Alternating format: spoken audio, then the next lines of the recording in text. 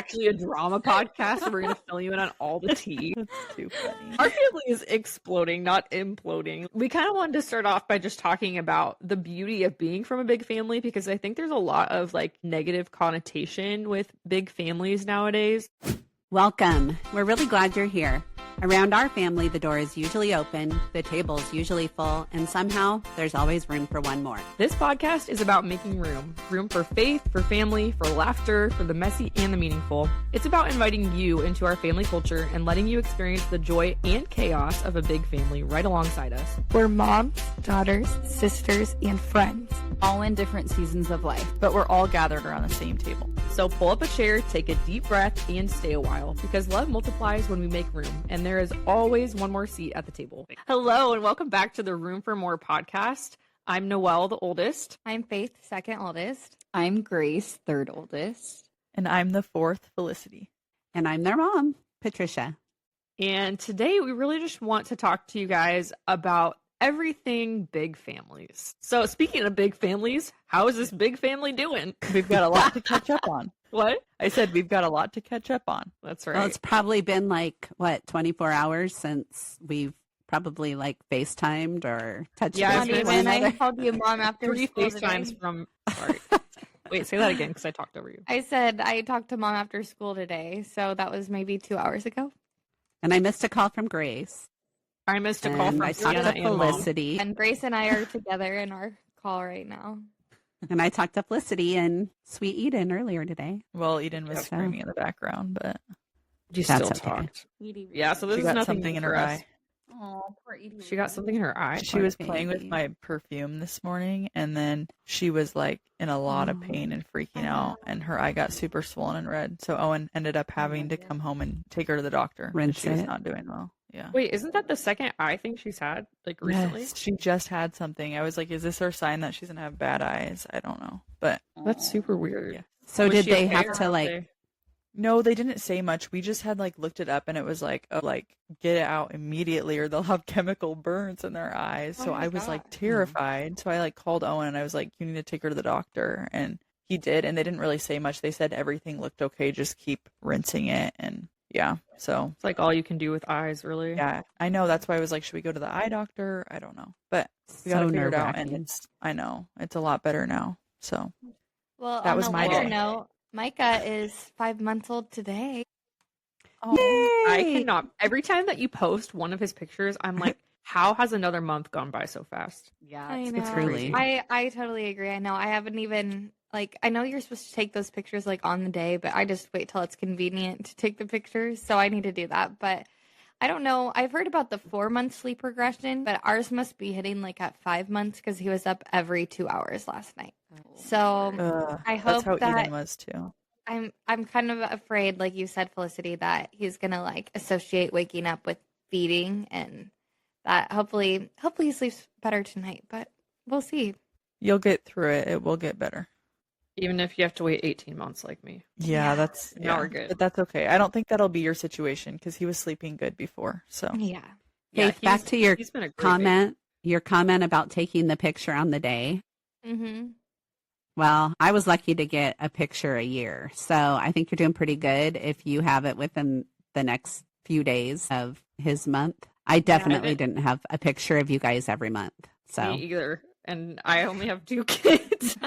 so just give yourself some grace on that for sure. Well, thanks. Well, I'm sure you do have more than one picture every month. Maybe just not Yeah. formal pictures because you have Yeah. content for everything. But Yeah, it's more like random videos, but I couldn't get my craft together to have a certain style every month. I think I used this chalkboard for Adelaide for the first 2 months, and I would write 1 month, 2 months, and then after that I was I forgot about it, and then yeah, we have a bunch of other videos anyway. So I would kind of like to normalize not putting the pressure on ourselves as moms to do those kind of things. I know it's great and it's a fun thing to do, but sometimes it can become just one more thing that we have to do, and it adds stress and pressure. So if you're the kind of person that brings you joy, more power to you. But if not, it's totally fine, and something else is your jam, So Yep. Yes. yeah. I agree. Grace, how was your day? good. Yeah, went on a lovely little walk this morning with Bo, my dog. You do that every morning?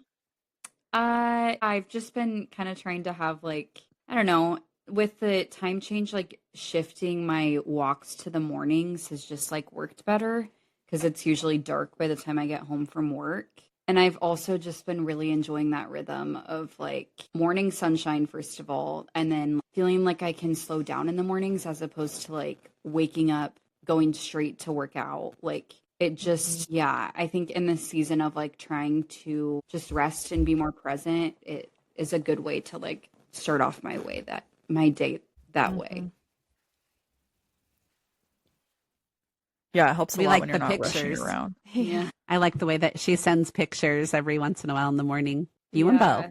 Yeah. It Bo was- seemed like he was kind of in a mood this morning. Not yesterday morning when it Oh, was is that cold, yesterday? but yeah, I was talking to one of my clients at work because I'm like, okay, my goal is to really just keep doing this through the winter to like at least get outside, get some fresh air, get a little bit of sunshine if there is some. Because I do feel like that would help a lot when it's like just dark so much in the winter and you kind of have to force yourself to get outside. And I feel like that's super like refreshing and life-giving for me to be outside. So I'm like trying to figure out if I need to get him like little snow boots or what I need to do. But I was That would also be like, so cute. yeah, I think it would be adorable. But I told her, I was like, check back in with me in like January, February, see if this is happening. But I think I need to just like, Sounds like a good Christmas present. I was just gonna say that you should put a whole Christmas list. We should have Bo be part of the Secret Santa this year. Mhm. Yeah. You should Fun. have him draw a name. No, we were Wait, I talking would about love how we should do all of the like littles and their own Secret Santa, and then we can have Bo in it too. And then that way, not every kid doesn't get like 18 presents. They can each get like Mhm. 2. Wait, But that's like a great adults idea. can take one kid and get them a present that way. Yeah. Well, Except also for I just do love the kids opening the 18 presents. It's kind of fun. Yeah, but you also don't need all that junk. I don't want Very more true. junk. No. I think that really does kind of hit the topic though of what Christmas looks like in a big family, you know, because obviously it's going to look different. When we were talking about whether or not you should buy those boots, I feel like once it comes to November, everything that any child requests or any person requests gets put on the Christmas list. It's like you need new deodorant. Okay, put it on your Christmas list, you know? You need toothpaste. Sounds like a good stocking stuffer. Yeah. But we always got toothbrushes on Christmas in our stocking stuffer. Yeah. I was going to say we have needed new toothbrushes for the past like 4 months. In the past 4 months, we've been like, Black Friday, like we got to wait it out. Building literally put anticipation in for a the- really good teeth brushing. Yeah. I Honestly, love the all the electric practical toothbrushes are things great. though. Yeah, all the things that like Yeah. you want but like don't want to splurge on or whatever. Like I don't know. I love it when we get like different skincare products in ours or Bombas socks and things like those are the best. Yeah. Mhm. I even put in on my list. I'm starting to make one for Micah's, and I already put like a little like what do you call them when they're like a sleeve for their bottles where they can hold on to them. You know, like it has Oh yeah, like a Just- grippy thing around there. Yeah. Silicone. So, like it's so practical. Like he's gonna start holding his bottle soon, and perfect opportunity to throw it in the stocking. So Yeah. Yeah, my there gosh. you go. Did you see the 0 to 6 month gift guide I made? Faith? I did, Specifically Noelle. for I Micah. loved it. Specifically for God. Micah. You guys should see him with his toys right now. He's like getting really into toys. He has this little spinny thing, and he like will like continue to bat at it and have it like spin in circles. Cute. He's just like going through a lot developmentally right now, so it's a lot of fun. He's gonna be so fun around Christmas. No kidding. I Yeah, was he just thinking will. about how fun Christmas will be this year because our kids are 3 years and 18 months. Felicity has Eden, who's 1 year, and then Faith has Micah, who's gonna be 6 months. 6 months? Yeah, for Christmas. That's going to be Yeah. so fun. Oh my goodness. And then how old is Bo? 2? Yeah, he'll be 2.5 in December. He's a Oh my teenager. goodness. Well, in He's dog on years, half he's a birthday. teenager, so He celebrated his half birthday. He's out of the toddler phase officially, I think, which I thought you said him and Eden are about the same age. They act the same age. The only time that Bo's toddler side comes out is anytime Aaron's around. yeah, oh man. The second he sees Aaron, he like goes crazy. He has a couple people that he does that with, and Aaron is one of them. That's cute. Because he's like in love with them, or he like gets You frustrated. just with them? know that Aaron likes to play and Yeah. have fun. Aaron's all play. Oh, Yeah. It's a playmate. Yeah. So Cute. he doesn't listen very well to Aaron. But And for reference, She's all Aaron fun. is my husband, Faith's husband. Yep. Let's go ahead and dive into kind of like the meat and potatoes of what we wanted to talk about today in this podcast. So I don't know if you guys don't know this. If you're listening to this and you don't know, we actually come from a family of 10, 11 if you count Colette, who was the baby girl that my mom miscarried. But there's 8 of us kids in the family, and then plus all of our significant others. Our family is kind of like imploding now, and grandkids. I think you So- should say exploding. Sorry, exploding. Like, not, I think that would be That's a the negative word. Exploding. What is that? Sorry, that's not what I said. And we're here to tell you all about it. This is actually a drama podcast. We're going to fill you in on all the tea. That's too funny. Our family is exploding, not imploding. Let me correct myself. But we kind of wanted to start off by just talking about the beauty of being from a big family, because I think there's a lot of like negative connotation with big families nowadays. I just personally remember going to college and thinking that like big families were normal, because where we came from, like our town, there were a lot of big families that grew up around us, and we were like friends with a lot of big families. And going to college, I just remember going through sorority rush and talking to people and being like, oh yeah, I'm the oldest of 8. And they were like, what? Like, I have one brother, I have one sister. Like, are you kidding? Like, what is this life? Like, it was like a foreign concept to people. And so I think we just kind of want to de-influence big families. Sorry. I think people also assumed that, like, when you said you came from a big family of like 8 kids, they're like, oh, so like how many dads or how many moms, or like they think that it's like a blended family or something of that nature. And so then to say like, oh no, my parents are still together, like we're all one big Catholic family, like I feel like people don't really expect that nowadays. that's always the second question. Are you Catholic? Or Mormon. Or are you Very Mormon? much so. Yeah. Yeah. I have gotten Mormon before Yeah. too. hmm Yeah, Mom, why don't you just kind of talk a little bit more about that, about how you like started a big family, raised a big family, and I feel like you have the best perspective of all of us. Well, we always wanted to have a lot of kids, see the beauty in family. Grew up, both of my parents were from big families. I had a lot of cousins, a lot of family, big families in my extended family. And Can you talk about how big specifically they were? Okay. Well, my mom is the oldest of 15 and actually 16 because they also lost a baby. That was actually at birth. So very, very traumatic. And then my dad is the oldest of 8. So just that's all I really ever knew. I myself am one of 3. So that wasn't as big, but I always felt like I was missing out because I would go to my cousins and they would have a large family. And I just remember loving being there and feeling that sense of community that I had there that I didn't have in my family of 3. There's nothing wrong with having a family of 3, but I just didn't feel as connected as I felt being around some of my aunts and uncles and their families that were a little bit bigger. So, Well, and but yeah, it was always our dream to have a lot of kids. I was gonna say, isn't 8 kind of conservative compared to what Dad wanted when you guys first got married? Yeah. Yeah. It was our compromise. He was wanting 12, so he'll always tell you that. Table for But 12. I think, yeah, I mean, our hands, you always get that comment of your hands are so full. And it's true. I definitely feel like God pushed me outside my comfort zone in a lot of ways and grew me and is still growing me.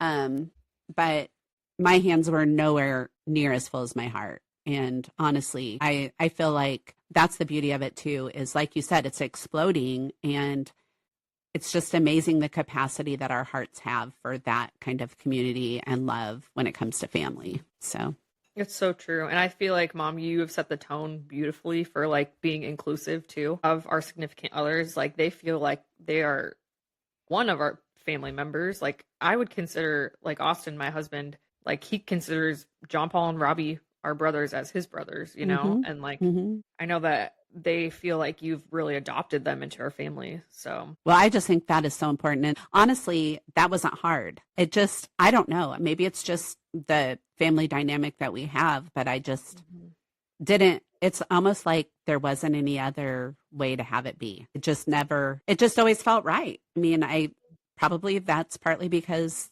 you all have chosen exceptional spouses. I don't know. I mean, I don't know what it would be like any other ways, but I do know that I thought it was important because I didn't necessarily always feel that inclusivity with my in-laws. And it wasn't anything that they were trying to do or not do. It's just there wasn't the opportunity as much to build those relationships. So that's just, I think that also speaks to how close you all are too, because you guys come home and we spend time together, or you spend time together even when you're not home. And so all those relationships are being nurtured, and that really has nothing to do with me. Yeah, So I was that's going to so say true. my favorite part of being in a big family is just like getting to have so many close sibling and like friend relationships, and yeah, in your siblings, and always have somebody to go to and be on the phone with somebody every day, and yeah, get to be around each other as our families grow, but also have younger siblings that are in a different stage of life or whatever. It's so fun to just celebrate everybody in their own stage. It's like there's always a birthday or a baptism or graduation or a wedding or Shower. there's so many things that it's our social calendar just within the family is very busy. But we wouldn't have it any other way. No, for sure not. On the same token, though, I would say one of the biggest assumptions that we have gotten as a big family, a big Catholic family that actually gets along, because a lot of, it's pretty rare, I would say, that all siblings and parents get along in a family and there's like peace in your family, like generally speaking. And maybe not rare, but like there's a lot more brokenness, I think, in families than ever before. So I think when people see a family that's not like fractured or broken, then they kind of assume like, oh, they're all perfect, they have it all together. Like there's almost this like persona that I think people like project or like think that we are like, even though we're really not. Like we're not perfect. We have lots of fights in our family. We have lots of disagreements. We have a lot of opinions. And like that can be a double-edged sword. Like there's times when we're like all best friends, but we're also worst enemies, And so I think just like I don't know. I don't know what I'm trying to say, but I think there's just like a level there of like real authenticness that it takes to really like build those strong relationships in a family, that you have to have both. You can't just have, it's not like this perfect Instagram world, like you have to have the messy, you have the hard, like that's in everybody's life, and we're no exception, if that was a question. As you're talking, I'm thinking of it as like a muscle, and as it breaks down, it builds back stronger. And I think because of the amount of people, all the personalities, all the wounds, and just everything that we bring, because we are human, right? And our humanness, we're going to bring all of that to the table, and we're going to break down relationships. But then the goal is to build them up stronger. And I think that we've had a lot of opportunities for that. I think we've capitalized on a lot of those opportunities. I think there's probably still a lot more to be done, but I think that is the absolute beauty of relationship. If you're in a true, authentic relationship, there's all of that. The messiness, it's all a part of it. I think I've also seen our relationships like evolve over time as we've matured into different like stages of life. I think the biggest, most prime example of this is like when we were growing up, Grace and I really butted heads. Like I don't think mom and dad probably would have looked at us and said like they're going to be best friends when they become adults.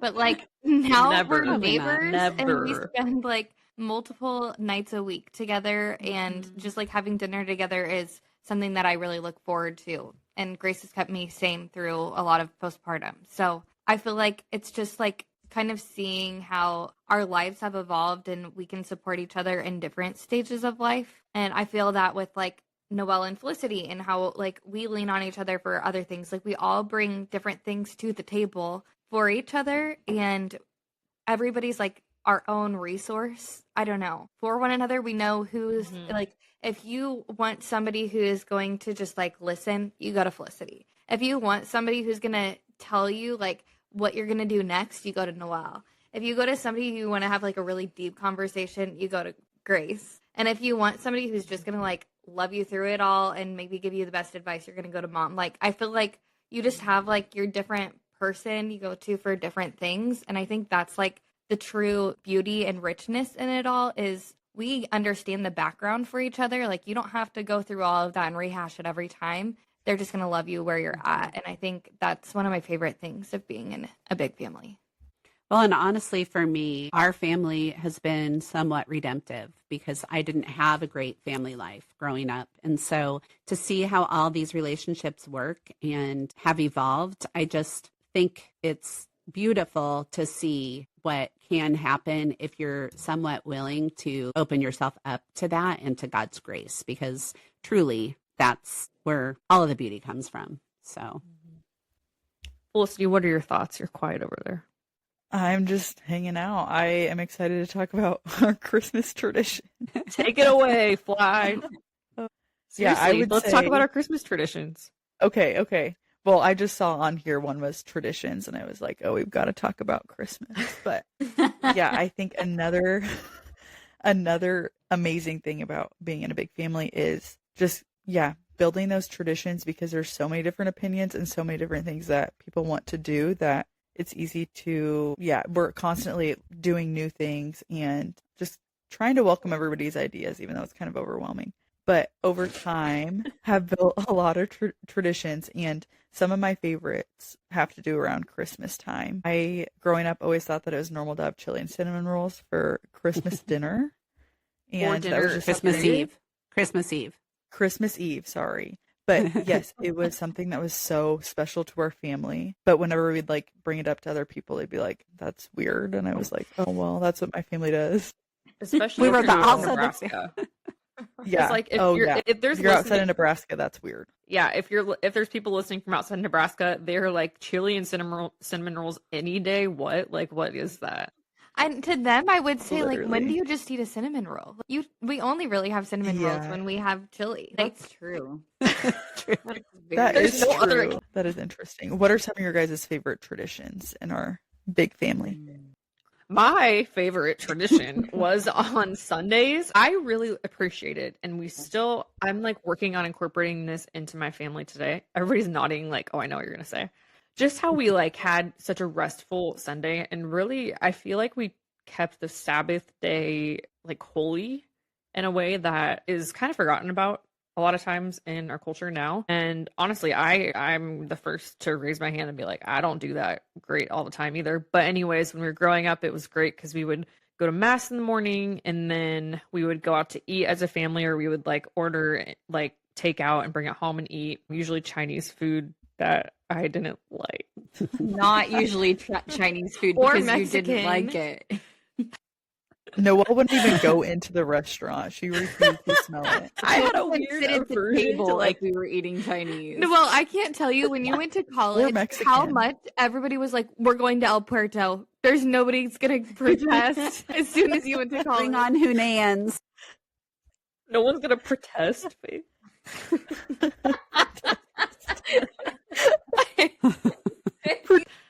Yes, so I loved how we would prioritize mass and then a meal together as a family, and then we would do nap time. And like as a kid, I hated that. There were times when I remember I would rub my face into the carpet of our stairs because it made me look like I fell asleep, and I would walk upstairs like 20 minutes after nap time and be like, I'm so tired, but I just woke up.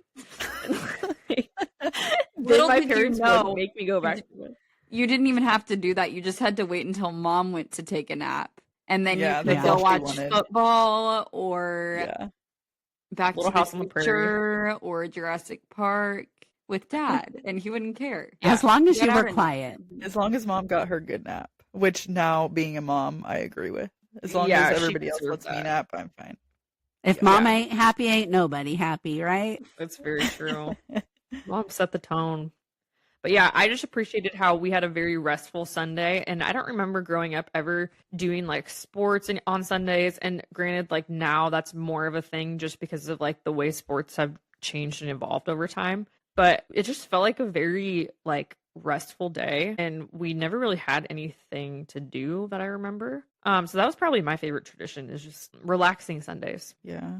I would also say like the nightly dinners that we had together. I feel like that's not really a big thing anymore in a lot of families. Yeah. Absolutely. They're crazy conversation. One of my favorite family traditions growing up that like I've talked with Erin about starting in our family is how every single night before like the first person would go to bed that we would all sit down and do night prayers together. And I just think about like the times when even we would have friends over or whatever, like they would come and join like our family night prayers. And I just think that that's like just a big testament to like who we are to our core and what like binds us together. And I don't know, it's just something that I have really fond memories of, even though in the moment I'm sure there were times where we really didn't want to do it. But now looking back, I really appreciate it. I agree. And that's something that we can all bring into our own families too. And going into legacy is something that we want to continue in our families. Grace, do you have one? I'm trying to think. On the spot. Grace doesn't like anything that we do. I feel like I do. I'm kidding. When I think of you, I think of how much you probably really liked, like when we would watch It's a Wonderful Life together, some of those sorts of things. I don't know. Christmas. I don't want to About speak making for candy you. and cookies. Yes. Yeah. For baking, Christmas baking. I like all the Christmas traditions. I didn't know if we were talking about in general or just like mainly Christmas. I think you could, Either or. either. We started with Christmas, but just kind of branched out from that. Christmas. Yeah. I would definitely say that, yeah, It's a Wonderful Life, watching that together as a family. That's something that I still look forward to every year. It's a gem of a movie. So It really is. that's one of my favorites. As we're talking about these traditions, I can't help but recognize the fact that you're talking about very ordinary things that we did as a family, that we didn't like say, okay, now we're going to set this Sunday routine and this is going to become a tradition. So I think that as an older mom now, and you guys just starting your families or, considering, all the things about growing a family, is that so much of it is just ordinary life. And it forms your kids, it forms memories. And, there's something to be said about being intentional about setting some of those traditions. But I think if you put too much pressure on yourself to like have all these intentional things that are going to become traditions, it's not as organic, and it kind of falls by the wayside. I think it's stressful. Yeah, it's Like easier I think the problem with a lot of like what you're talking about that I am feeling as a mom in 2025, like going into Christmas, like we're recording this in mid-November and we're just starting to see like I don't know about you guys, but my Instagram feed is like flooded with Christmas content. Like that's all it is. I'm creating Christmas content all the time because that's what people want to see. But like I'm seeing all these like traditions, and like it is overwhelming to be like, what are other people doing? What should I be doing? What am I missing out on? What are my kids going to miss out on? Like, what are their peers going to be doing that they're not going to be doing in elementary school, So it's like trying to find that what's the word I'm trying to look for? The intention behind it of like, do I want to do this tradition just to like keep up with the Joneses and like try to match a certain level of quote unquote magic for the holidays? Or is it like I actually am thoroughly enjoying doing this for my children, and it's something that's bringing me joy and it's something that's bringing them joy? Or like either it could also just be bringing me joy, I don't know. But like I think just distinguishing how much is too much and how much is like me putting pressure on myself rather than enjoying it actually. Mm-hmm. Yeah, I think it's easy to fall into just like focusing on the details and wanting it to like be so picture perfect. Like I'm speaking to myself here because I am very type A and I like things to be exactly how I envision them in my mind. But then I find that the more I envision it in my mind, then the harder it is for me to like live in the moment and actually like appreciate that in the moment. And so I think like Mom was saying, like just to allow those things to happen organically over time, I think is the best way to do it. I will also say, and you don't have to do Elf on the Shelf. It is fun though. Yeah, I was gonna say, Yeah, it's fun. but if you want to do Elf on the Shelf, go for it. Last year, you guys, I had my elf sit in the tree the entire Christmas. Sienna was very, very concerned about your elf. They had to do like a surgery on it before it left for the North Pole. Yeah, that was concerning. Grace, what were you going to say? You started saying something. This isn't necessarily like a tradition, but just like the routine of also having like dinner together as a family is like something that I never really thought much of growing up. But like now that I'm like single and living alone, that's something that I like look back on with like a lot of fondness, just because I don't know, there's something so beautiful about just like having a meal together, and like not only the just like community aspect of like making the food or peeling the potatoes, as much as I hated doing that, but like yeah, making the food and like eating together, and like the post dinner cleanup. I mean, the crazy conversations and like just singing together as we're cleaning up. And yeah, it just really is like the little routine things that I don't know are so beautiful and like create some of the just like greatest memories too. Yeah, it's so true. And I think as my family gets old, my kids get older, and I see that in our like small family unit right now of 4, it's like I'm starting to see that kind of develop, those natural like dinner table conversations when like your kids can start talking, and like we're asking each other, how was your day? And just developing like our own family routine. It's like cool to see how those things we did growing up are now being infused into my new family now. Not new family, but you know what I'm saying? In just like a little bit of a different way. Like it's not going to be the exact same, because how can it be? Like it's like kind of sad, like very nostalgic to think about like times that we'll never have back, but like also like we have the opportunity to create those kind of similar memories with our kids in our own way. Yeah, and I think that's why it's so precious when we do all get together too, because we get a little sense of what it was like, you know what I mean, when everybody was home. And also now the grandkids get to experience that too. So that's pretty special. Mom, what's your favorite tradition? I want to hear that. That's a good question. It definitely wasn't family pictures. I'll tell you that right now. That was the most stressful thing ever. And it's, yeah, if you want to talk about messy in a big family, that's it. Like kids in tears and mom's frantic. And yeah, that was never any fun for me. I'm just saying it's real life, folks, and it's not always pretty. I just remember losing it over everybody getting to pictures on time and then be like, okay, everybody smile. And it's like, how fake is that, right? But I don't know. We just do our best. But I'm trying to think, what's my favorite tradition? I love Christmas, but I also like some of our back to school traditions and stuff like that. Like the back to school picture where everybody has their backpack and those kind of things. Like I could almost cry thinking about that, because it's a milestone every year for our family and it's very concrete. And that is one thing that I probably did remember to take pictures of every year, which is shocking. But I guess that just speaks to the fact that that was like really important to me. You know, the new shoes, the new backpack, you know. Even though it was hard some years because like people weren't complying, aka the boys. Yeah. But it was, you know, but the boys. I don't know, just even the back to school shopping. You remember that? Like it was fun. I mean, so all we fun. had to get was tennis shoes and backpacks because you wore uniforms, but still, And all the school I mean, supplies. True. Okay, Yeah, and that was I a big think about event. that today. Cases. Sorry, go ahead, Fly. What'd you say? I said you can't forget about the pencil cases that we had to have the certain one with whatever Lisa cartoon Frank. character on it. Yeah. And we never repeated. It was always a brand new one because that's the fun of it.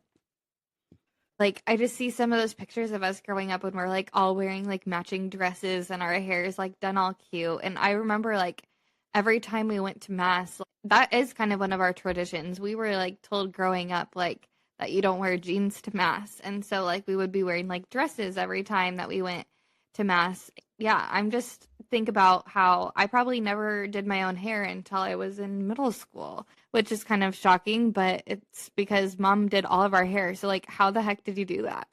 Well, I guess we should say that I was a hairstylist before I became a mom. So Well, not that just was the very hair. much a part of me. But I like putting together outfits. I like shopping. I mean, those kind of things. And that's where, as a mom, we're all, different, and we have to kind of find our path and what's important to us and just lean into that. But for me, that was it. I also wanted to represent large families well. So I didn't really want us to be out and about. There were so many stereotypes that were placed on us anyway. So when we did go out and about in public, I like to put our best foot forward. I mean, we had conversations about that when you guys were little, just about how we're all representing something bigger than ourselves when we go out. So we are representing our family, and we're representing the family of God, essentially. But so that was, I guess, I looked at my being a mother as my job. And so part of my job was to take care of you guys, do your hair, get you dressed. I don't know. Mm-hmm. But yeah. I guess that was just important to me. But that's not everybody's cup of tea either. So yeah.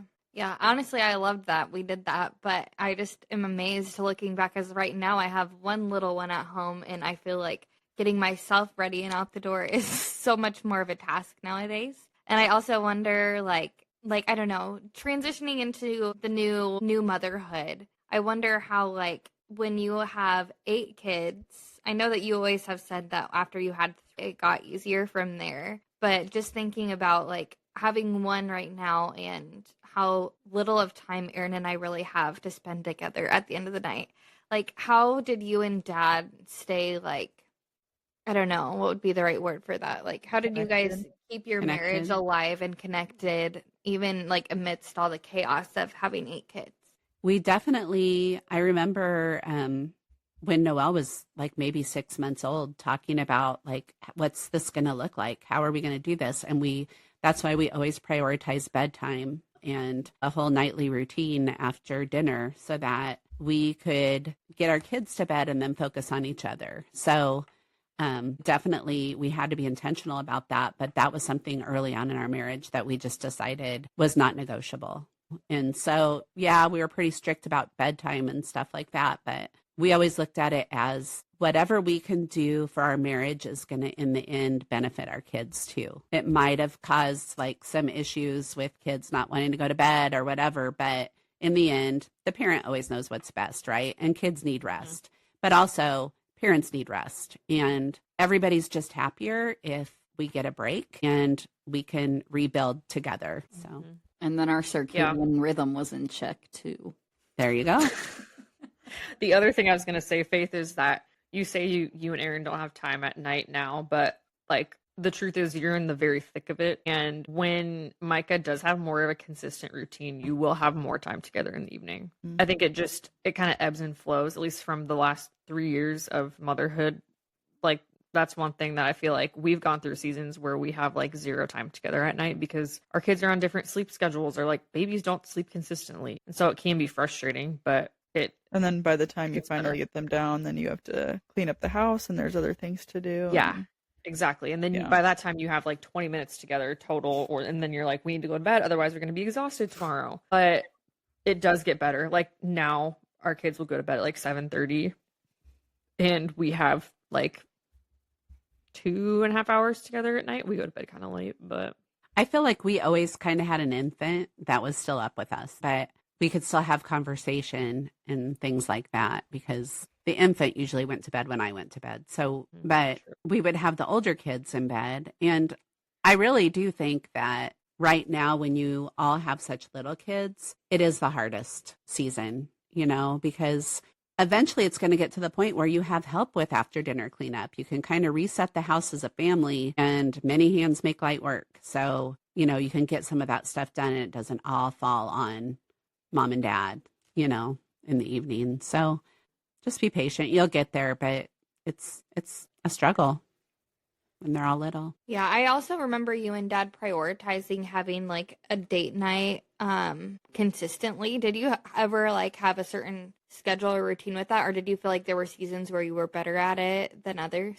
Definitely seasons that we were better at it. Like definitely in the summer, we saw very little of each other, but we tried to make up for it, when Dad wasn't quite as busy. So I don't think we really had a set schedule. We just tried to prioritize time together. So, and there was times in our marriage that it wasn't as feasible to pay for a babysitter or whatever. But that's also a thing that I thought was really vital, was having babysitters come into the home. We had some great experiences, very good mentors for you girls and for all the kids. So as much as it's hard to give over control to like sometimes high school girls or whatever, it's amazing. You guys looked so forward to having those girls come into our house, and you really had a great time. So it was a win-win for all of us. And also, when we were little, I thought high schoolers were like 40 years old. Mm-hmm. Like, they seem so old to me. Mm-hmm.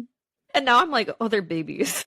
Yeah. Mhm. But at the time, your perspective is like, you really do thoroughly enjoy it. Well, and then we Mhm. had a couple college girls too, and then I was like, wow, they're so old. Mm-hmm. They're so Yeah. cool. Mm-hmm. Yeah, it's important to, accept help, especially when you're drowning sometimes. Well, I think one of the things that we also want to talk about is how parenting shifts as your kids get older and become adults. So we probably have a variety of listeners here from different age groups, and I'm sure there are plenty of them who are in the stage that you're in, Mom, transitioning kind of to empty nesters and learning how to be parents to adult children. What from your perspective, what is the biggest change that happens? I think for me, it's been, it's amazing. Actually, I love it. I feel like there's parts of myself that I can share with all of you now that you're older that I don't have to guard against so much, because some things just aren't appropriate to talk about with your kids when they're little, because they don't understand. So I really value that.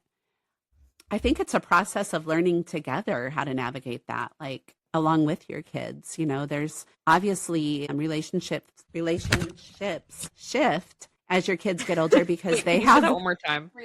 Yes, that's hard to say. Say that fast 5 times. Relationships shift. And it's good and right that relationships would shift in terms of, significant others, whether it's boyfriends, girlfriends, and then even a greater shift as you get married. And that is right and good. But it can present a challenge where, there's got to be boundaries, and you have to understand that you have to respect what each of your kids, how they choose to, I don't know. I don't know how to put it into words, but just that you aren't the number one person that they're coming to anymore. And it's right and good, but it can also be hard sometimes. So that's been kind of a learning thing for me. And I'll probably always be learning about how to do that. But hopefully I've done a decent job of respecting boundaries when it comes to that, because I really do want you to lean on your spouse, boyfriend, that sort of thing. So Honestly, even letting go of the control aspect of it,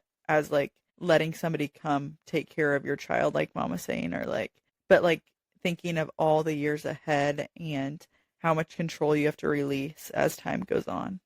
Yeah, that really is all that parenthood is just you have this tight grasp on them, and then you just let them fly. Actually, doctor told us, our family doctor, when you guys were babies, this made a huge impression on Dad and I, but he said this was right after I had Noelle, and I don't remember how the topic of conversation came up. Oh, I think it was maybe just sleep training or trying to, get kids on a schedule or whatever. And him saying that all of parenthood is a process of letting go. So it starts, from the moment you're born, and it just never ends. I will say that you all have made it a lot easier on me, again, by having such great husbands that I don't have to worry about whether or not you have a good support system. So, yeah.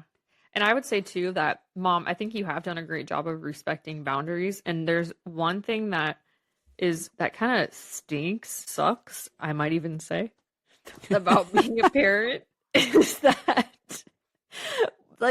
your kids don't understand why their parents are so sad when they leave. I didn't understand why Mom was so sad when I left for college. My 18-year-old girl brain could not understand why it was such a big deal. And now that I'm a parent, I get it.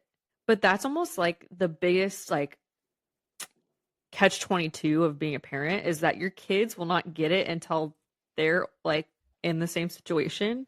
So you kind of just have to now that I'm a parent, I have so much more empathy for you, Mom, and everything that you went through, and even just sending us off to college. But you kind of don't even get the gratification of that until your kids understand it. But that's Well, also I why would say feel like- that's, sorry, go ahead. I was going to say that's also why a really great part of being in a big family is that we have each other to like go through changes in our life with, and yeah, just have somebody to like support us, even if we're not in the same stage of life, just be able to kind of experience it with them. Also knowing their background, like Faith had said earlier, where you don't have to try to explain everything that you came from, and you can just like fully embrace each other where you're at.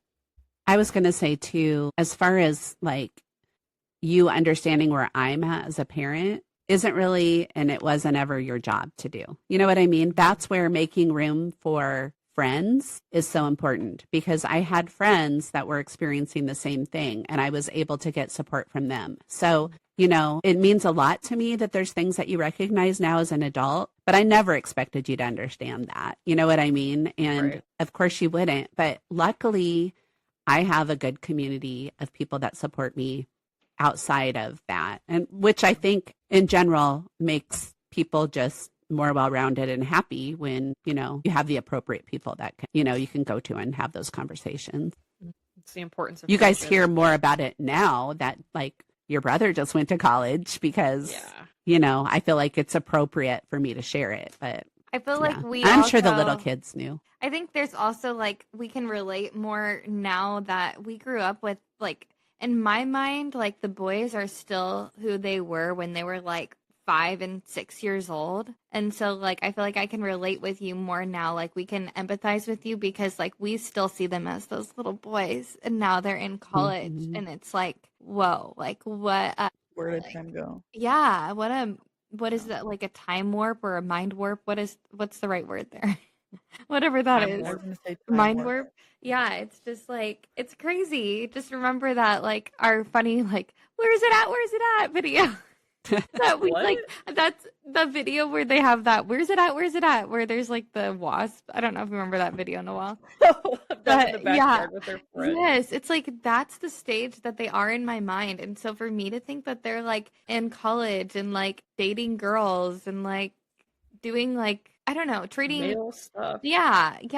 being good Being men. good men. Yeah, they're turning into incredible men, and it's just crazy to see that happen. So then I'm like thinking ahead to like where Micah's at right now, and it like almost will make me emotional to think about like how he's gonna be that someday is like so incredible, but like also kind of scary that like that's part of the letting go that I think that we're all gonna experience eventually. But it's just crazy to see how fast that happens. And as real as that is, I would caution you from like thinking about it too much, because then I feel like if you're thinking about that, then you can't be present in the moment. And if there's anything that I regret, it's that, you know, just not being more present, because there's all these outside influences, and it's just really easy to get caught up in that instead of just enjoying the moment that you're in with your children. I'm enjoying this right now. Me too. Why don't we go into our what we are making more room for this week? So your dad has been at the farm harvesting now it'll be a week tomorrow morning. I think he'll get back tomorrow. So I'm really making room for our relationship, and I'm excited because we are going to have a little date night on Friday. So I'm making room for that, and really, really excited about it. Almost giddy to some degree, because absence really does make the heart grow fonder. So What are you guys doing? That's it. We're going to dinner with some friends. So nothing like extraordinary really, but just something to look forward to. And just, you know, I mean, we're coming up on our 29th wedding anniversary. So it's kind of Crazy. exciting. Yeah. I love that you Yeah, still have so- the giddy feelings after almost 30 years. So Yeah. it's- I mean, it's not there all the time because it's just, you know, Yeah. life, but especially having been apart, you know, for now a week, and I don't know, just coming off of his busy season. We've both been super busy, so it'll be nice to have some time together. Yeah. I would say this week I am making room for exercise. Everybody here is nodding in agreement because everybody here is like, yes, you need that. because before I had, not in a like let's get fit way, but like this is a thing that I thoroughly enjoyed before having kids that like I have not really gotten back to since having kids. We just got a membership at a local gym near us, and we're gonna start. I actually went to work out for the first time today. I took the kids to the little child care center, and I played basketball with them in the gym for a little bit, and then took them to the child care center, and then I worked out, and like that felt so good to just focus on honestly just my health and wellness. And I feel like in motherhood you're just pouring yourself out all the time, and so it's just nice to have that little pocket of like 30 to 45 minutes where I can focus on strength building or cardio or whatever. This week, I'm making room for prayer. It's something that we talked about. Erin and I are in a couples group with some people from our church. Shout out to the WCI if anybody's listening in from our group. But this week, we really talked about a lot about prayer and how it just tends to be when we are shifting to a new routine. It tends to be the first thing to go out of our routine, which is kind of a sad thing. And I don't want to let that happen. It has happened for us, and it's just been less consistent in this new stage of life and just coming off of harvest and our really busy season as well. I just really want to make some extra time and like schedule it into our routine so that it isn't the first thing to go and that it's actually our first priority instead. I love that. All right. This week, I am making room for more feelings or emotions. I feel like my hormones have just been all over the place. So I am feeling all the feelings and major mood swings. And yeah, just trying to allow myself to feel those feelings without necessarily having a reason for them. And just know that, yeah, it's okay. And I will get through this time and I will feel hopefully more stable soon. But yes. Are you weaning, like completely breastfeeding? No, I'm still doing morning and night, but I just ovulated, I think. But yeah, I think it's just, I know it's hormonal because it always happens at the same time, but it's just easy to forget that too. Yeah. Every month. Yes. Clockwork. And it's okay if that is your reason. I mean, that is a big reason. Yes. I think it's women. just like, you're like feeling really sad and you're like, there's a reason I'm feeling sad, but you're like, there really isn't. And that's almost more frustrating because then you're like, yeah. Great. I suppose I'm up. This week and just in general, I'm making room for just finding better balance in like different areas of life. Because I just feel like there's different things right now that feel very like just overwhelming. So I feel like it's like a sign that something needs to change. And yeah, just trying to find the balance of what works best with the rhythm of life and the stage of life that I'm in and finding that balance. Love it. Does that make sense? Well, thank you guys for listening in to another episode of Room for More. And drive safe. Okay. And if you listen from the car like I do. Drive safe, walk safe, run safe. Okay, love you guys. That was today's conversation, and now it's your turn. Who can you make room for this week? Who might need an invitation, a listening ear, or a seat at your table? It doesn't have to be perfect, just open. We'll be back next time, gathered again with stories, faith, and family. Until then, Pull up a chair and follow us on Instagram at Room for More Podcast. There is always one more seat at the table.